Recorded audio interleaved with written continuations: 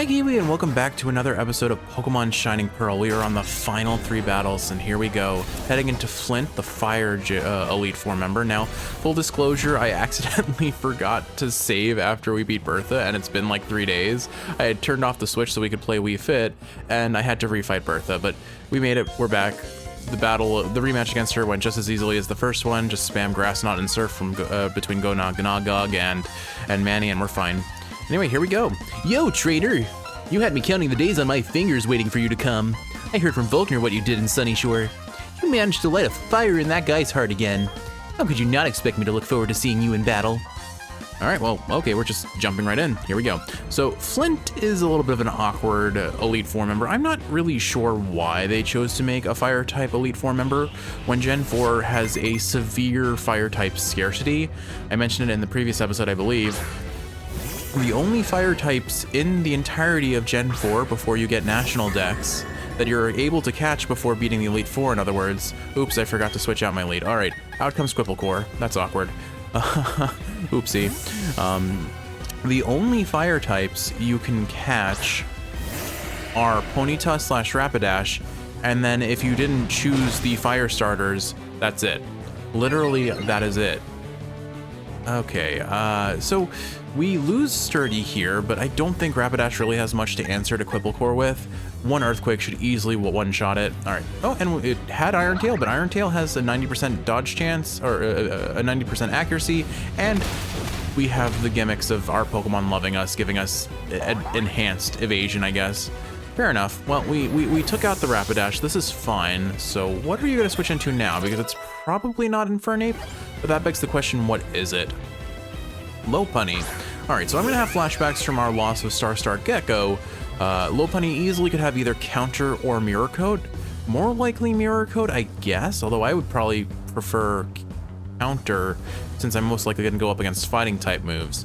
That said, I don't know what Lopunny has against us, but the fact that he switches in a Lopunny makes me a little bit nervous.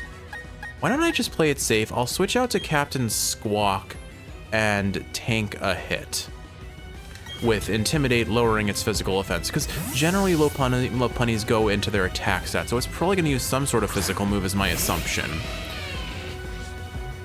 Now, Kiwi, I will acknowledge that, like, comparing this last episode and this episode inevitably to how the series has been lately, I am talking less about my nostalgia and enjoyment of Pokemon from Gen 1 and more looking at this from a competitive angle. And the reason for that is it's kind of fun to just to talk about that again, because I don't really get to talk about competitive with you so much, so this will be fun to kind of just talk about things I have some nostalgia for. I'm using Volt Switch here because I don't really have a good move for taking out Lopunny, and I have the option of switching into something that does. I could go for, what's his name? I could go for Pine Tree here, and then Pine Tree could double Intimidate and use a close combat for some extra damage. Alternatively, I could just give Celestabetha a chance to shine because she doesn't really get to show off that much during this run. Unfortunately, aside from the Bug-type gym, which we ended up just switching into Manny, which honestly not the worst idea to just get Manny as leveled up as possible. He is our only answer to Cynthia's Garchomp, and once that is exhausted, we are probably going to lose the run if I'm not careful. I think with that in mind, let's give Celestabetha her one last chance to shine. I can show, hey, look, Flint, I have a fire type too. I'm anticipating he's going to use a healing item here. No? Oh no, leftovers. Huh. Okay, I don't actually know if Celestabetha outspeeds Lopunny, but its offense has been lowered a fair bit, so I think we just go for a solid... Let's do Flame Wheel. Flame Wheel has carried us through the run. That's cool to know that we actually are faster than Lopunny. We shouldn't... I imagine we're not that much faster, though.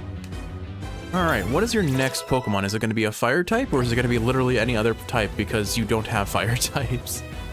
It is Steelix, yes, because whenever you think about a fire type Pokemon, your first thought is Steelix. I guess it probably has Fire Fang, so it can fit in with the club. We'll switch into Manny. Now this Steelix could either have Sheer Force, or it could have Sturdy, I assume. Sturdy is honestly probably better, because Sheer Force is a lot of damage. Okay, here's a Crunch. If it gets the defense drop, I'm actually going to have to sweat a little bit here, because that was a lot of damage, actually. All right, we'll go ahead and Surf this. We should probably one-shot it with Surf. Manny may not have the highest special attack, but Steelix has really terrible special defense. Yeah, there we go. That's fine. And now the question becomes, you have 2 more Pokemon. I know you have Infernape. What's your last Pokemon? Because I don't remember. Captain Squawk got to level 65. Excellent. Because realistically speaking, my strategy for dealing with Cynthia may be switch out to Pine Tree to Intimidate, switch out to Captain Squawk to Intimidate, and hope she doesn't start spamming Swords Dance. Because that's my only quote-unquote counter, aside from just spamming Ice Beam with Gastrodon, and I'm very certain that Garchomp has Yacha Berry to reduce the damage of her Ice Beam. Now, Drifblim, I can probably handle. I'll go ahead and hit it with an Ice Beam, honestly. Strength Sap. Not familiar with that move. What does it do? Okay, so it dropped our attack. Does it steal our attack? Or does it heal from it? I'm not sure. I'll have to look that up later. It's a newer move that I'm not familiar with, actually. It must be from past my Gen 4 and 5 competitive days. And I guess it probably has been used in later competitive. I just probably haven't seen it get used. So I won't one-shot it with Ice Beam, so I'll go ahead and hit it with a Surf because that has more PP. Can't use Earth Power because that'll be blocked. Okay, so Will-O-Wisp is a guaranteed burn, and it's kind of the burn equivalent of Toxic, where the longer the burn is lasting, the more damage it does. I don't know if they changed that in later generations, I don't remember, but back when it first was created, that was how it worked. It would do increasing damage the longer that burn was applied. Now, I have a rule that I can't use full restores or full heals or max potions. Now, the issue here is we are a little bit low on HP. I still think we can tank anything this Drifblim throws at us, even a Shadow Ball. Oh, it's good. Oh, that's so lame. It has an evasion stacking build. So basically the idea on this Drifblim is to raise its evasion as much as possible so I can't hit it, and then it just stalls me out by spamming Will-O-Wisp so I die to burn. That's really lame. Oh, it's using Baton Pass, so here comes the Infernape. Oh no. Oh no, Kiwi, it just raised the evasion of Infernape. That's not good. That's actually really, really bad. Okay, because if I can't hit Infernape, Infernape can still hit me. And Infernape, as much as I don't like it as a competitive Pokemon, it was super viable. It was mostly my personal bias making me not like it, but we need to kill this Infernape as quick as possible, and if anyone's gonna tank it, it's gonna be Manny. All right, how much is that close combat gonna do? Okay, we survive a close combat. Infernape is a glass cannon and has just dropped its defense by 50%. We should one-shot it with Surf, thankfully. So I think we're actually in the clear. I am not, for a second, oh my goodness, I thought I wasn't recording for a second. My mouse was hovering over the record button, so it didn't show the timer, and I'm like, oh no, I've been talking for 10 minutes and didn't record. This playthrough is a little bit bricked. Oh, shoot, it has Focus Sash. That's honestly fine. He's gonna spam Full Restore, but that's all he can do right now. All he can do is spam Full Restore, and we'll just keep knocking it down to 1 HP. He should, I believe each Elite Four has 2 Full Restores. Oh, that Minimize is so costly to us. It doesn't have Focus Sash, so one Surf one-shots it, but we have to really hope that we either get Quick Claw activated or it doesn't crit. We are in crit range, but we will always be in crit range because it's Infernape. I think we do it. We send it and hope. Oh, Manny, you are a legend, Manny. Yes. Okay, that should be the. It dodged again. Oh my goodness, Kiwi. This singular baton passed minimize is insane. It should not have lowered our accuracy that much. All right, well, that is an immediately triggering sound, but actually it's a sound of safety because it means we didn't. Oh no. That just, oh my goodness, it has dodged 3 Surfs. Surf has an 100% base accuracy. How do we have that? How does it have that much dodge chance already? I'm gonna have to heal here because I don't have a good answer. Or do I commit to not using items? I don't think I do. I will, honestly, I'm gonna switch out to Captain Squawk and we're gonna intimidate this guy because he's becoming a problem. I'll commit to at least not using items in this battle, but I'm not committing to that for the rest of the run. I promise you that. I can't play with impediments on Cynthia beyond the ones I already have. My logic for allowing healing items is largely the fact that what am I trying to say here? Is largely the fact that I have those bonus status ailment rules where basically if I get poisoned or burned or frozen, those are basically will kill my Pokemon, I have to heal sort of rules. So that's my trade-off for allowing healing items. That said, close combat only has 5 uses, he's used 3. I'm basically counting his shots. He can use close combat 1 or 2 more times, and we dodged this time, so that's great. So what I'm gonna do here is Infernape should be faster. If he's not, we'll switch out to something that can tank the hit. Otherwise, I will go second here. Yes, it looks like he is out of close combats now. That was all 5 of them. Oh, right, I forgot. He kind of just, after spamming close combat, he has no defense left, so we just one-shot him. So we know Drifblim is coming in next. Who's a good answer to Drifblim? We know that it has Minimize, Baton Pass, and Will-O-Wisp. It should have at least 1 attacking move. Unless it's meant to entirely just set up for Infernape. Celestabetha probably can't do too much to it, but actually she can't get burned because Will-O-Wisp won't affect her. So we'll let Celestabetha have her time to shine in this exact moment. I can feel your determination. Your will is overpowering me. All right, so I think we've got this. Oh, we've got another line too? This situation is heating up. I'm blazing now. I guess he has 2 lines, one for when he's on its last Pokemon and then another one for when his last Pokemon is on its last legs. I think we just finished off with Flame Wheel. Oh, it's gonna have Aftermath. I'm gonna take some damage here. Actually, it probably doesn't have Aftermath now that I think about it. Aftermath isn't super viable for competitive, and it would be remiss of me not to comment on the severe difficulty curve of this game, where the devs decided, whoa! I wasn't expecting this. I wasn't looking down on you, but I didn't think for a second that I'd lose. This is fantastic. You and your Pokemon are inspiring. The devs decided to have like a really easy baby game for most of this game.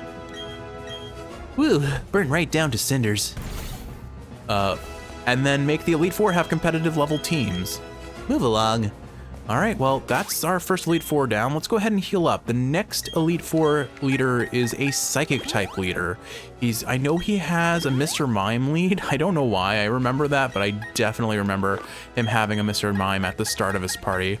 Mr. Mime is part Fairy type now, so Poison, Fire. I want to say Dark, but I don't think Dark. It's Poison, Fire, and Steel. The issue with the Mr. Mime is it's not really that strong, but it sets up barriers for its team, meaning Reflect and Light Screen, to reduce some of the damage that they take. So he's a good lead. He's just not a good anything else. So that begs the question: who do we lead with? Not Pine Tree. I could make it. You know what? Celestabetha is probably the best option because she can do super effective damage. How much damage is the difference between our attack and special attack? Do I lead with Flamethrower, which has a higher base damage? It's only a 20-point difference. That's why I kind of gave her this, because it has a base 90 power, whereas this has base 60, so it's 30 extra damage. So it balances out the stat difference. That's not exactly how the calculation works, but it's gonna work that way for my means of describing it. So I think, yeah, let's go ahead and lead with Celestabetha. I doubt Mr. Mime has an answer to her, but she probably won't be out for much of the level. It's nice that we're getting to use pretty much all of our team members so far. And again, I know I'm not really like talking about like Gen 1 nostalgia right now, but I'm having so much fun just like describing my competitive thoughts. Like, how am I, if I took this as a serious competitive battle, how would I approach it? Our best answers for this match, we actually have pretty good team against this guy's setup, I imagine, because Celestabetha won't really do much. Pine Tree doesn't have any dark type moves, so those two are kind of out. And Quipplecore has terrible special defense, so he's probably out. But Gonog has payback. Manny is just bulky as heck, and Captain Squawk has crunch. We have some good answers for this guy's Pokemon. It's really Cynthia that I'm dreading the fight against. Here we go.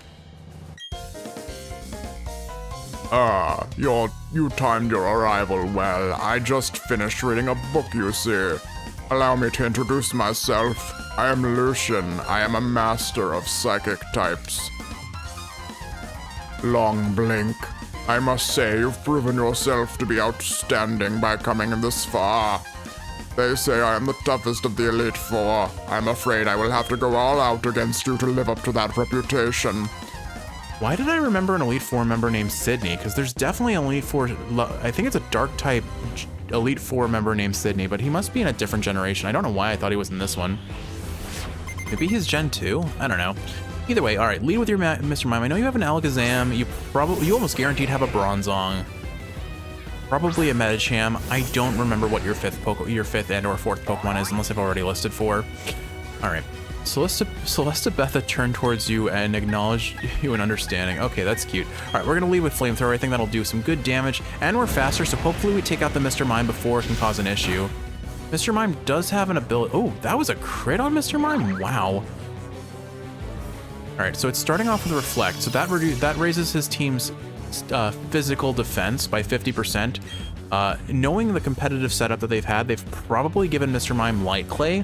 Light Clay is an item that extends the duration of Barrier and Reflect and Light Screen by 3 extra turns. If I had a Pokemon that knew Brick Break, that would be awesome because that destroys screens like that.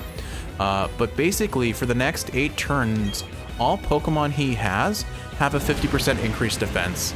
And unfortunately, aside from Manny the Dude Buster, both Captain Squawk and Gonog their damage is physical. Actually, the majority of our team is physical, and there's Light Screen. So now both physical and special damage is reduced by 50% for 8 turns. That's basically going to be the large majority of this battle.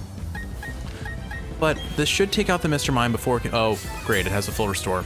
All right, maybe we can get lucky and get a burn, and then we can whittle it down. Actually, you know what? This is actually probably very good for us, because if I can make him waste his 2 full restores on Mr. Mime by whittling it down like this, that's honestly ideal. All right, so that's how much damage this does. Let's see how much damage Smart Strike does. This is I think a Steel-type move that never misses. All right, it's about the same, so not that exciting. Oh, now you're gonna start spamming Psychic. Okay, if Psychic drops our special defense, we'll probably have to switch out. All right, good to know that we are just shy of crit range. It's probably best that we switch out then. As much as I like the idea of whittling away its offensive options, I think Captain Squawk is a very good option here. We can crunch it or Volt Switch it. But Intimidate does nothing here. Mr. Mime is definitely gonna be speccing into special damage. All right, let's see what it does. It's just gonna keep spamming Psychic, so there is a decent chance that its Psychics will drop our special defense. That's more damage than I expected. I'm honestly just trying to buy time for its screens to wear off. So I'm gonna use Volt Switch here. Oh, you're right, you're fast, right? I need to also remember that Captain Squawk isn't nearly as fast as I'd like him to be. I hate that comment. It looks like this Pokemon is in a pinch. It looks like it might cry. That's so sad. All right. What is my answer here? So Mr. Mime, we know 3 of its moves. It has Psychic, Light Screen, and Reflect. 2 of those moves it can't use, and Psychic is very heavily resisted by Gonog. I'm honestly going to switch him out because not only is he tanky, but he's more specifically tanky to this opponent. We don't know what its 4th move is. It could be, for example, Shadow Ball or something of that nature. But this does afford us a pretty decent setup. I'm honestly so confident. I'm going to go ahead and start tossing a healing item on Captain Squawk, because we need him to be up there in HP for later threats. I don't anticipate this guy has much in the way of... Oh, Dazzling Gleam. Okay, we resist this. So it has a Psychic and a Fairy-type move. We basically wall this Mr. Mime into oblivion. So I'm going to use this chance to fully heal up Captain Squawk. And now he will be ready to take on the bigger threats like that Alakazam I'm really afraid of. Because it's fast and it has a very high special attack. So honestly, Gonog is probably going to be the answer to that. Okay, there we go. Reflect has worn off. This Mr. Mime is very likely going to get another Reflect up before I can kill it, but if I Gyro Ball it, this should do a whole lot of damage to it regardless of Reflect. Unfortunately, I timed things poorly. I probably should have taken it out. If I had been counting turns, I would have been fine. But now we're going to have to contend with Reflect. Okay, so it turns out Mr. Mime isn't nearly as fast as I thought it was, or that Reflect really matters. Well, nonetheless, if we keep whittling it down, it's probably going to Light Screen here, so I shouldn't waste a payback. Mr. Mime is bulkier than I thought, I suppose. Let's see how much damage payback does. Oh, okay, it decided to attack us instead of reset Light Screen? I'll appreciate that, sure. This should be neutrally effective, but that may still be enough damage for us. That is one bulky Mime. Okay. He's inevitably going to toss out another full restore here, which is fine. We'll use up his 2 full restores, which means I can get a free switch if I want to. We don't seem to have a very good answer to this Mr. Mime other than just slowly destroying it, which honestly is fine, but I don't want to waste all my uses of Gyro Ball. I'm going to predict that he is going to go for a Oh, you know what? This will work. I'm going to switch out to Pine Tree and use U-turn. That should do some decent damage. I'm going to assume that he's using a full restore on this turn, and even if he's not, we should, in theory, outspeed Mr. Mime with Pine Tree's base speed. Pine Tree's relatively fast. Not the bulkiest, which is why, oh, you're not using a full restore on your Mime that's in the red. I didn't anticipate that. Now I'm a little nervous. What if he isn't faster? Huh. I thought I was going to get the free switch and then he'd full restore. This feels sketchy. I'm risking it, but I'm going to regret it. Okay, thankfully we're faster.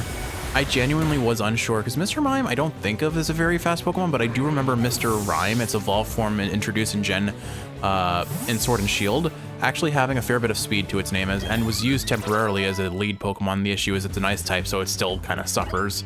At least I think it was an ice type. Maybe I'm mistaken.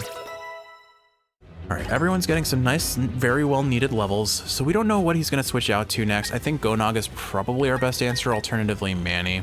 I'll start with Gonog for now and see what we get. Gonog has a little bit of damage taken, so I'll have to consider what comes out. So Medicham.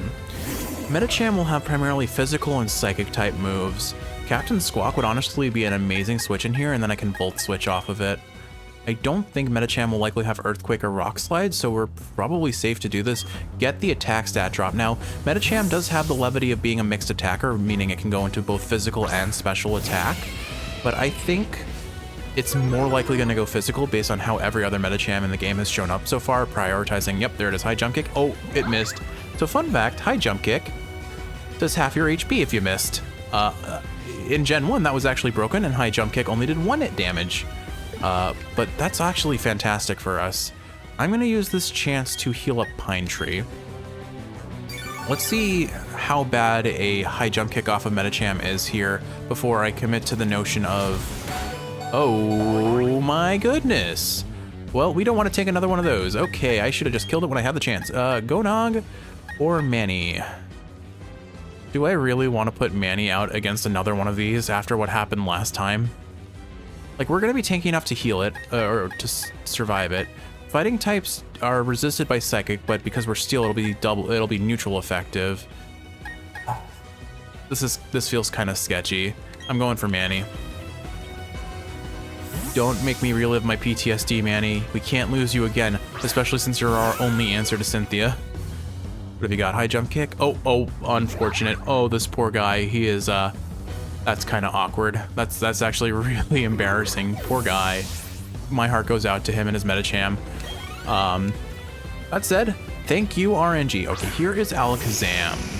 Alakazam very well could have Energy Ball, and that's terrifying to me. I think, like before, our best answer to Alakazam is likely Gonog. I'm gonna risk the switch out. We have a very high special defense. We resist a lot of the options that Alakazam has afforded to it. If it does use Energy Ball, we can definitely tank that with our resistances. Oh no, it sets up Nasty Plot. Nasty Plot doubles the special attack of the Pokemon that uses it, and unlike Swords Dance, which raises physical attack and therefore can be sort of countered by Intimidate, I have no answer to this, Kiwi. This is really, really, really scary. I'm gonna go ahead and use Payback and hope that we tank whatever Alakazam dishes out. Shockwave. Okay, that shouldn't... Ugh. It's a little scary, but that's manageable. Okay, and we one-shot it because Alakazam is a glass cannon. Okay, whew, that was actually really kind of scary. If it just decided to spam Nasty Plot, it may have survived a single Payback, and then I would have had to deal with a 3 times damage boosted Alakazam. We don't have a... Wait, hold on. Headshot... Okay, I see. It must have predicted the switch out, interestingly enough, because it decided to set up when I switched out. Alright, Girafarig. I don't actually know what Girafarig has, but I feel like it's going to fall into the camp of probably Psychic and Dazzling Gleam again, and I very much doubt it has any answers to Gonog, so I think Gonog just stays in here, we heal him up. Whether this works or not, we'll see. Girafarig was never really super relevant in the competitive scene. Oh, good, another screen setter, my favorite. I forget. It used to be Psychic Normal type. I don't know if they changed it to Psychic Fairy type or not. They did not, because Gyro Ball would be super effective if that were the case. So we just Payback. We just use Payback here. Yeah, this should do a whole lot of damage to Girafarig. Its evolved form, I've heard, has had a lot of relevance in the competitive scene, but I haven't paid attention too much, and I think it's starting to fall out of favor from what I've heard through the grapevine. All right, I think we just spam payback. The only Pokemon left is No, we took out Mr. Mime, right? It's only the first Pokemon, it's numbered the first Pokemon on its team, so maybe we didn't knock out Mr. Mime yet. Well, whatever the case, let's see what it is. Let's see what this final Pokemon is. I thought we took out Mr. Mime. Did we not? What have you got here, Lucian? Now what should I do? Bronzong. Okay, right. I expected the Bronzong. Okay. We honestly... Do we just have a Battle of the Gongs? We don't really have a very good setup, and guaranteed his Bronzong probably has payback too. Manny might be our best answer, although not really. Do I actually even have a good answer to Bronzong? I guess Celesta Betha, but she'll get knocked out real easy. I think we just do a Battle of the Gongs and just have them bang into each other a little bit. Hopefully, he's gonna have one full restore left for this guy, which is gonna make this take a very long time. We won't have enough paybacks to make it last. The question is whose Bronzong is faster? I'm one level above it, so there's a decent chance it's me. Almost guaranteed he has a speed deleterious nature so that I can get more damage off of Gyro Ball. If I were thinking competitively about Bronzong and giving it Gyro Ball, I would give it a nature that enhances either its offense or defenses at the cost of its speed, and then build around Trick Room and Gyro Ball. See, I called it. It has payback. Let's see what its base damage on payback. Okay, oh my gosh. It was a crit. That was a crit. We don't want anything to do with that kind of a crit. Oh, you know what? We have U-turn. I think Steel types resist Bug type, but this might be our best answer. Let's drop this Bronzong's attack into the dirt with Intimidate strategies, and then we worry about even trying to take it out, because a payback boost, a boosted payback from the attacking second effect, we do not want to mess around with that. How did it do that much damage to Bronzong, to Gonog specifically, when it does that much damage to Pine Tree?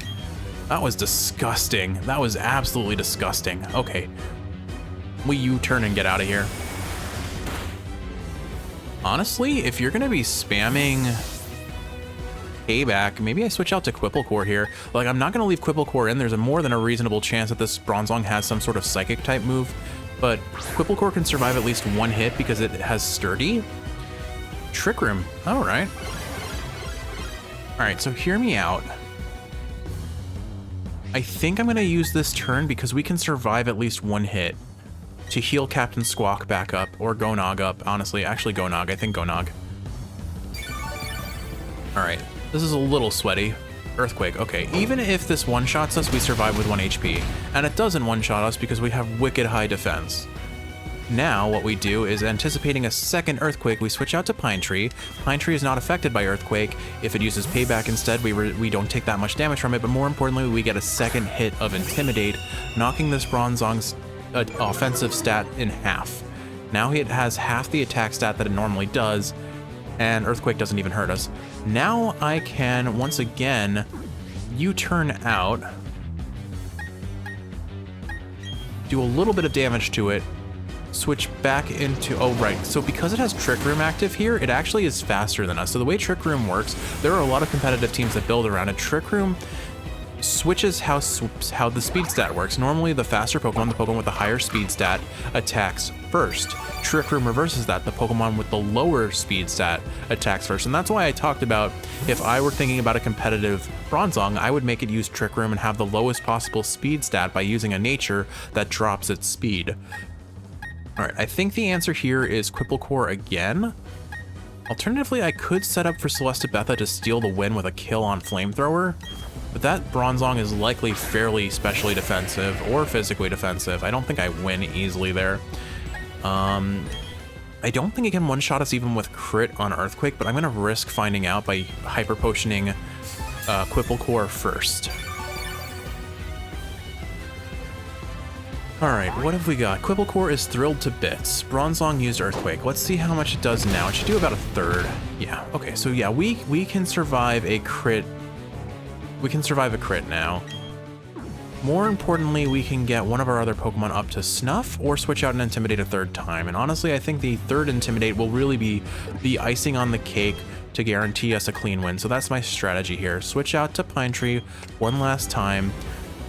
Not be affected by the Earthquake. Now, if this were competitive, my opponent would predict this. My opponent would absolutely see me doing the exact same trick a second or third time in a row, and probably go with like a Gyro Ball or set up Trick Room. Okay, I guess that works too. So the downside to using Trick Room is now Bronzong is faster than I am, so it can't get the damage boost on Payback. So I let it hit me with Payback, and I use U-turn here, and I don't get punished for it. And honestly, at this point, well, here's the thing. Bronzong will get to attack first, and it has Earthquake. I think it could still do a lot of damage to Celestabetha, so I don't think I'm going to switch her out because Bronzong will outspeed us because of Trick Room. So let's see. Do I just keep going to Quibblecore, or do I switch out to Captain Squawk and try to go for the kill with Crunch? That could be a viable option too. Or I use my own Payback and see what I get away with here. It shouldn't be able to one-shot us with its own Payback anymore. I don't know, I feel kind of sketched by this still. Why don't we use Quibblecore? There is likely not much that Bronzong can do to us if its best option is Earthquake. So I'm gonna go ahead and Rock Smash this guy, see if I can get the defense drop, and then we'll try and finish it with Pine Tree. I figured I should heal up our Bronzong just in case we need to switch into him for the finish.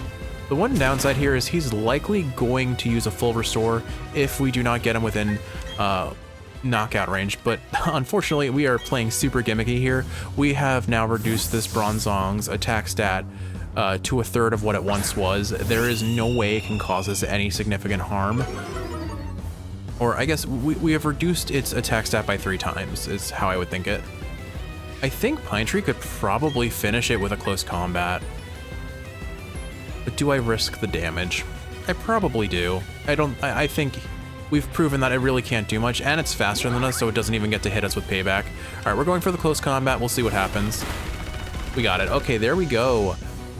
Elite Four conquered, just Cynthia remains. Now, given the time, I do think I'm going to call it an episode, but if Cynthia is the remainder of the episode, like, what I'm going to say is, like, if Cynthia's episode is short, I'll tack it on to the end of this. If it's not, then we have one more episode to go, Kiwi, but in the next one, we beat this game, and then I decide whether I do the post-game or not. This is about as set up as we can be. No casualties yet, but soon to be, I'm sure.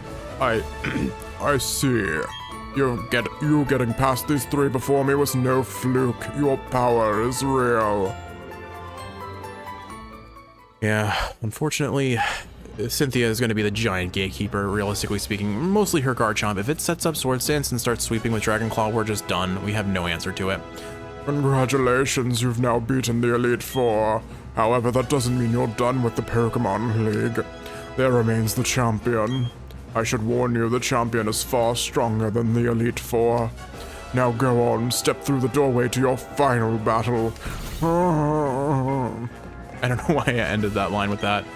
I'll be reading books until the next challenger arrives. That will calm my nerves so that I may deal with all situations without panicking. Alright, Kiwi.